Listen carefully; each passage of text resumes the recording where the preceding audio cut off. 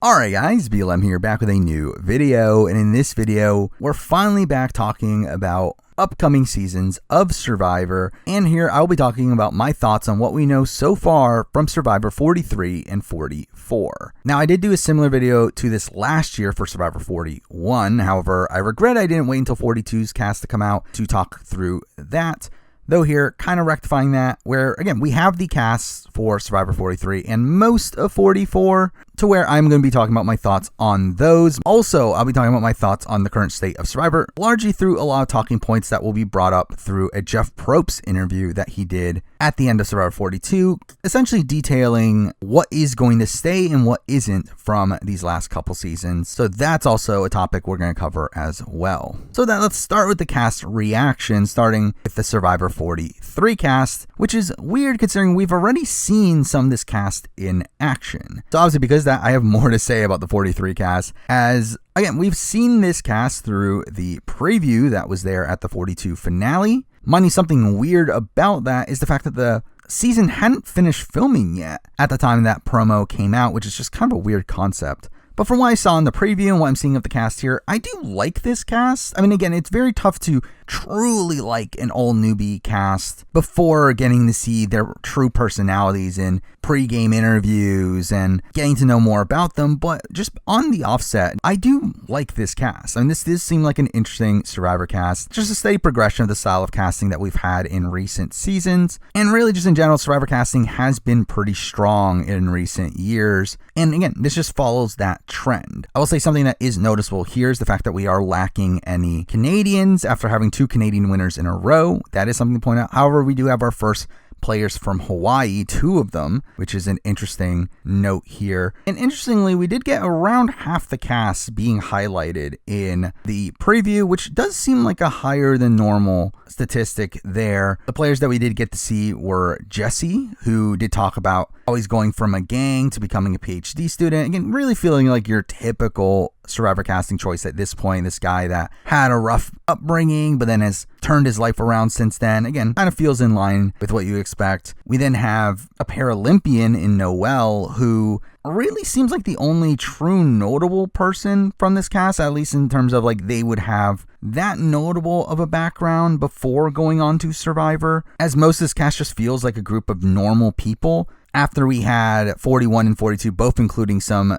notable social media presences and former reality TV show contestants on them. For me, Noelle is the only person here that would seem like someone that maybe some people might know coming into the season. Mariah is someone that got a fun confessional and does seem like someone that will be a pretty fun character on the season. We have Mike, who is someone that was leaked pretty early on. He does have an audition video out there where you could tell he's kind of in this like Brad from 41 style of casting choice, but I do feel like Mike is someone that is seemingly more of a fan and seems to be someone that is just a really intelligent guy in real life, considering he's a heart valve specialist. But realistically, I don't know how well he's really going to do. But again, seems like a likable presence there. Jay had a confessional talking about Survivor being a human game of chess. And really, out of the people in the original promo, I feel like he's probably the person I got the least amount of a read from. Carla is the person that sticks out to me the most as someone that could be a really fun personality, with her talking about being an ethical person, only for her to change her mind and say that there's nothing that she wouldn't do. So I feel like she could be a really fun personality. I felt like that was a really strong confessional. That was the one that stuck out to me the most. We then get a very brief confessional from Cody where he mentions a tattoo on his butt cheek, which, again, he seems like he's going to be a very over-the-top character. We then get another one of the confessionals that stood out to me in Ellie's, who gets to describe her job as a psychologist for some reason. I felt like that was a very curious choice to me, the fact that she was, of all the people here, the one that got to fully describe their occupation, and didn't seem to do it in that interesting of a way to where, like, to me, it does scream out that Ellie is someone to watch out for. It makes me think that she's probably a person that they are expecting to be shown as a big player. And then the final person we do get to see in the promo is Sammy, who is a 19-year-old, and he does talk about wanting to be the youngest winner ever. And I know there's a lot of people saying that there are a lot of similarities in looks between him and Zach Rance, which I can definitely see. I don't know if the personality is necessarily there. I guess we'll have to see. But again, like, he seems pretty in line with all the other young Survivor players that we've seen in recent years, the Xanders, JDs, Michael Yergers. Would not be surprised to see him fall in line with that. Again, those are all the people that we saw in the promo. We also do have tribes, which I guess we can briefly run through. Again, I don't have like super in-depth thoughts on these tribe breakdowns, but we might as well run through them really quickly. First up, we do have the Baca Tribe, the Blue Tribe, where we have Gio, Jay, Ryan, Cassidy, Carla, and Lindsay. Something I do find interesting about this tribe is the fact that this is the tribe that was highlighted the least in the original promo. Only 2 of these people got any semblance of confessionals. Only one of them got a decent confessional in Carla, which can be a good or bad sign. I think it's either she's the big character on the tribe or she's probably like a social outcast right away and probably out first. I think it could go either way, but Jay is also the other person that got a confessional, but again, not much of one. To be honest, this is probably the tribe I had the least read on, mainly because we saw the least of them. Next up, we got the Baca Tribe, which I had the complete opposite thoughts on. This is a tribe that we got the most amount of confessionals from. We got 4 of these 6 people having confessionals: Ellie, Mariah, Mike, and Sammy. And with Owen and Janine also being people that I feel like I'll be pretty high on coming to the season. I feel like, to me, this is the tribe to watch. This is a tribe that I am personally probably the most excited for. Again, Mariah and Mike seem like potential good characters. Ellie seems like someone that is going to play hard. With Sammy, it could go either way, but I feel like he definitely could have some potential. And again, I think Owen and Janine both seem like players that have potential as well. So I do like the Baca Tribe here the most. And finally, we do have the Vessi Tribe, which is another one. Again, not that much content from this tribe where, I mean, we did get extensive background on Jesse, which does make me think that Jesse's probably going to have a deep run, especially considering, unlike the Carla one, Jesse's confessional fully fleshes out his backstory. That makes me think Jesse's probably someone that's going to do well. But outside of that, I mean, you got Cody and Noelle who got shorter confessionals here.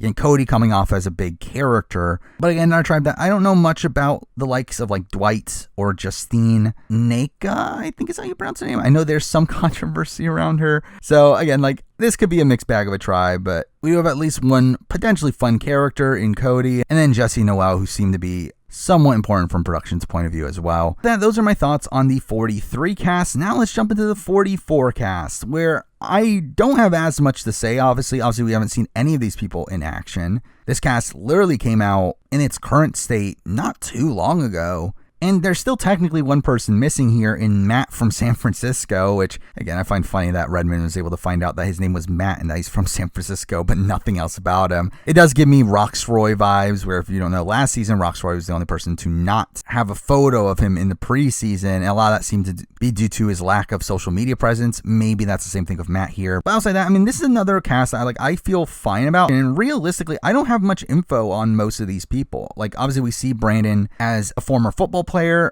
I do know that there's an audition video online that you can watch of him to where he seems like a pretty affable guy. I feel like he's someone that could potentially do well. Carolyn, I know, is someone that is in the org community, and I believe she was like the first person leaked from this cast. So that's something notable there. Outside of that, I mean, I don't really have much opinions on the rest of this cast. Like, I really don't know much about the rest of these people. I mean, I think someone like a Yam Yam stands out as someone that could be a fun character, maybe in the Tai Trang mold there. Outside that, again, like, this is a slightly younger cast, I feel like, than 43's. I mean, to be fair, the average is probably around the same, but the oldest person on this cast is only 45. In Bruce. We do have a couple other 40-year-olds in Heidi and Matthew. But then after that, it's like a couple people in their mid-30s in Jamie and Yam Yam and Joshua. Oh, and I guess Carolyn. But really the rest are relatively young here. We do have another 20-year-old in Carson. Again, seeming like that's kind of the trend in recent seasons to have at least one person that is extremely young. But again, really outside that, it just feels like a normal Survivor cast. Again, there really isn't much information to gauge from these people. And to be honest, I don't think there will be much information to gauge until we eventually see the promo for 44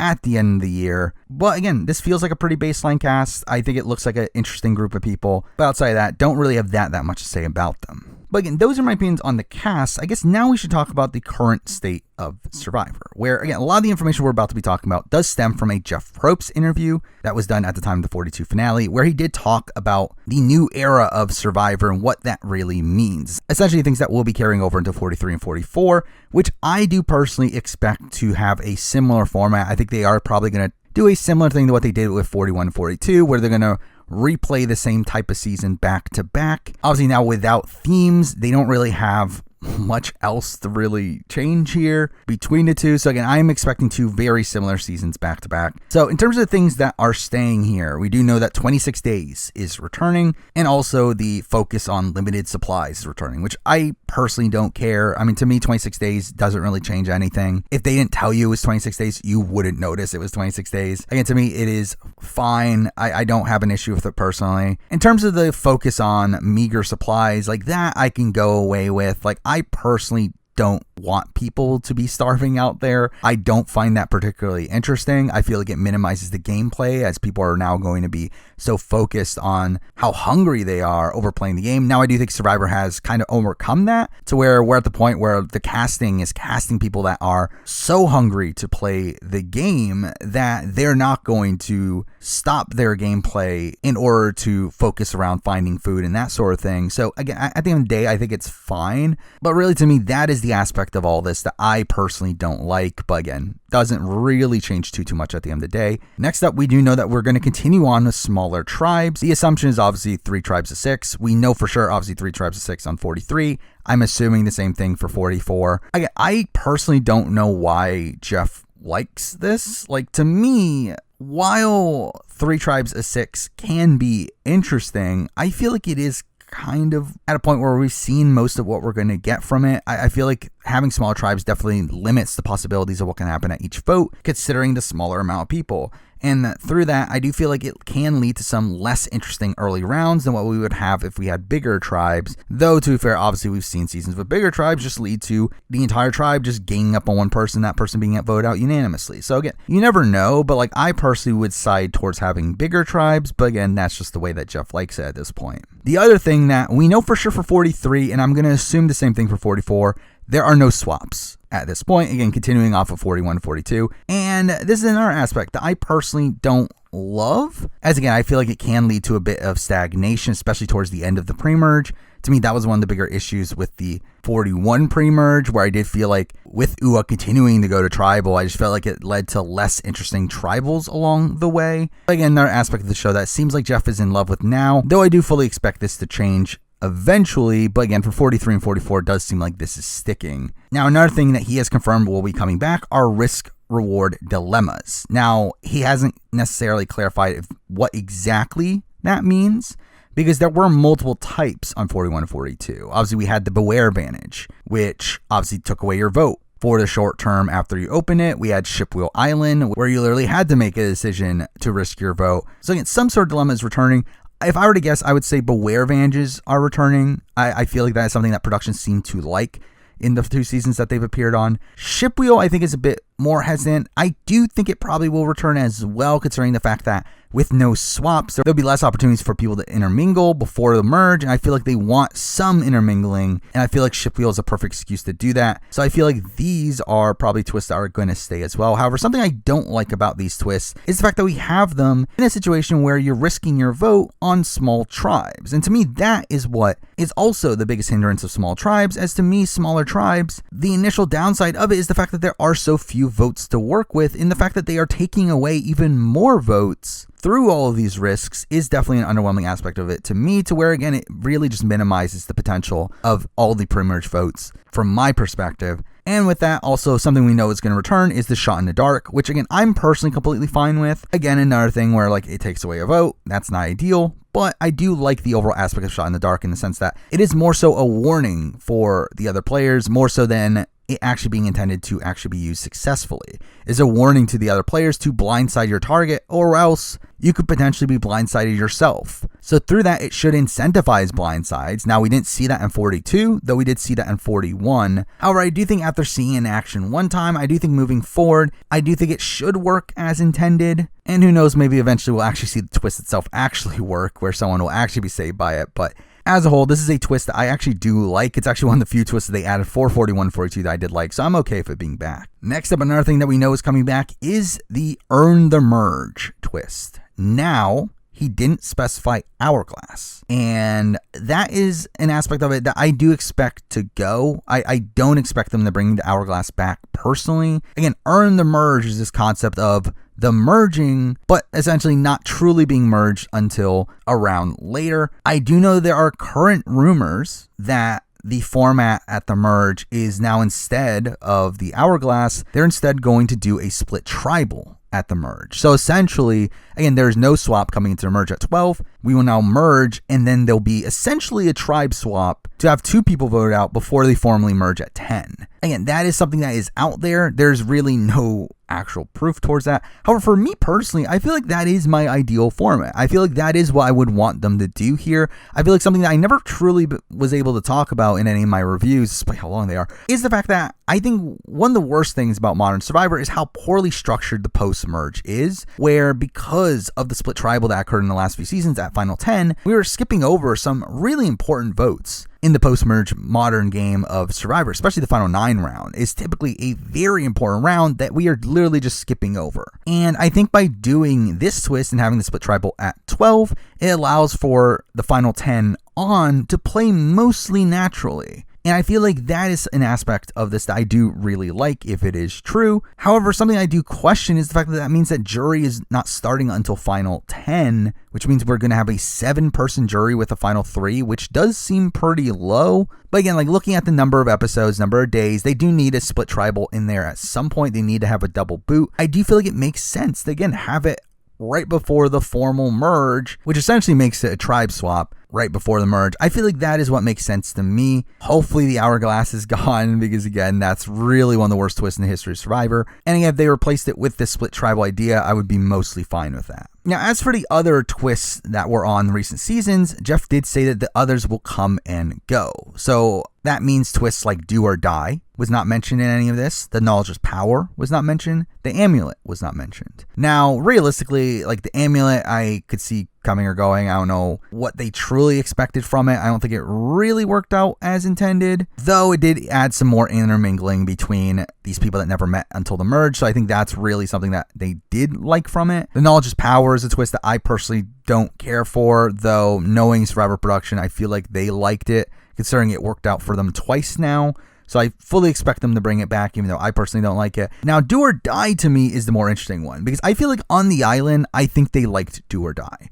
I think to them, they loved it. I think they definitely saw the reception after the fact, though, to where this is when I could see going to where I think their do or die is probably something that Jeff isn't as resolute in his opinions on, to where, like, again, I could definitely see do or die going. I would be disappointed if it is back, considering, again, like, to me, it's just a twist that is so poorly constructed, where it just maximizes the chances of taking away the Final 7 round, which is a round that is usually very important. To me, I feel like it's a twist that would probably actually be better if it was earlier in the game, but also at that point, it's like, when are we going to have it? Again, if we are having the split tribal, like, there really is almost no time to have it, considering Final 10 will be the formal merge vote, which is typically interesting, and then Final 9 is also a very interesting vote. So at that point, it's like, what are we getting? Final 8, which is like one round different. I feel like probably like Final 11 would have been ideal in the old format, considering the Final 12 vote, while it was technically before the merge, was still a merge boot round. And the Final 11 typically ended up being a boring round anyway, to where usually a status quo is kept for one more round. So I feel like maybe that is where to do it if there isn't the split tribal twist. But I think realistically, again, like, just get rid of it. Just get rid of do or die. It's not a good twist. It's taking away entertainment value from your show. It's wasting time on the show. I don't know why they like it. Now, the final thing that we do know for sure is coming back is that the winner reveal will still be on the island, and we're still getting the Survivor after show. And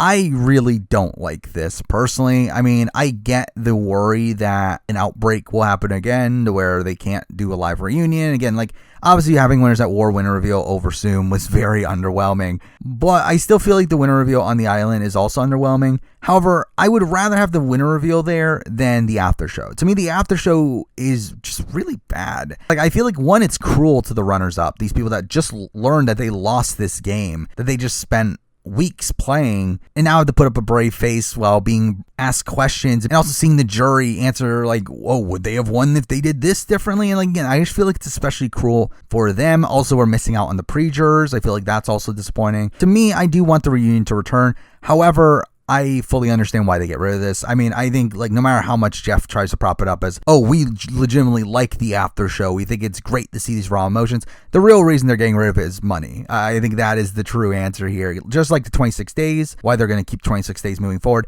it's saving money. At the point where you can do something that would save money. I don't think they have much incentive to go back to doing something that would cause more money unless they got such a massive outrage over it, which I don't think they're getting enough of one. That's why, again, the filming seasons back to back is something that stayed. And I think this is just a similar thing. I think they're probably going to keep this moving forward, which is extremely underwhelming, but it saves them the money of setting up the reunion. Maybe saves them money on the $10,000 appearance fee. So it definitely will save them money, and I feel like that's the main reason they're doing it. But again, another underwhelming aspect to me. But again, that's pretty much everything we've learned through the Jeff Probst interview. A final thing I do want to mention here is that with 44 now being an all newbie season, this is now officially the longest stretch of all newbie seasons since all the way back in Survivor China.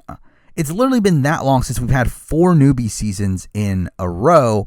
And more than likely, 45 will be a newbie season as well, from my perspective. So that is going to be an insane stat that we're getting this long of a stretch of newbie seasons here. And to be honest, it's kind of too long of a stretch for me personally. Like, I am personally kind of disappointed that 44 didn't end up being an all-star season. I am fully expecting 46 to be an all-star season at this point. To where if it isn't, I would also be kind of disappointed. I mean, again, we are at the point where there are so many people to bring back that it's just going to be underwhelming when like so many people from, especially like the late 30s of Survivor, a lot of those players are going to be overshadowed at this point. I think outside of the big names like Dominic and Christian, Angelina, maybe a Chrissy, I feel like a lot of those players are just off the radar from a returning season nowadays, where they're going to obviously predominantly focus on 41 through 44 and beyond. Like, I really feel like we've gone so long without a full returning season. Obviously, Winners at War being a massive exception, the fact that obviously it was only winners. I think without this all returnee season, it's really going to end up being some pretty bad luck for a lot of these potential returnees that were there during the 30s. But again, I do fully expect 46 to be all-stars. Obviously, I can be wrong. But again, there's so many people they can bring back for a second chance season at this point. And considering returnee season scheduling, typically, it is typically the second season filmed of a production cycle. Again, 46 would make sense. So again, I would not be surprised if there is a returnee season moving forward. But again, it is weird that we've gone this long without one. But there we go. I mean, those are essentially my thoughts on the current state of Survivor, all the twists that we are either continuing to get or not getting, and also the casts of 43 and 44. Again, I kind of like doing these like yearly checkups, I guess, on where Survivor is going, to where, again, if we do get 2 newbie seasons next year, this will probably be the format for next year as well. Just doing one video to consolidate all the info that we have, though obviously a potential returning season might mess with that. But anyway, I mean, that's what I had for the video. Moving forward, I mean, we got a lot of shows going on at this point. We got BBUS and Challenge USA currently running. BBAU just finished. That video will be coming out relatively soon. We do have Survivor SA starting very soon, which is very intimidating considering it's 4 episodes a week, but really excited for that. We also obviously have Survivor 43 later in the year. So a lot going on moving forward. I still have some bigger Survivor rankings coming up relatively soon, probably at least one a month moving forward, though don't hold me to that considering how wonky the schedule has been. But again, I have a ranking of every cast coming up. I have a ranking of all the pre-merges and post-merges. Around time 43's merge, I do want to release these rankings of every merge tribal council and every merge episode to kind of follow along with what I did in previous years for the premieres and finales. That will be a thing that happens. Also, I had a lot of fun making a video of talking about the luckiest moments for every winner of the show. I think that's a fun video. So again, those are all coming up along with some other what if videos and top 10s that you can typically expect from the channel. So stay tuned for all those things. But for now, that is the video. Thank you for watching.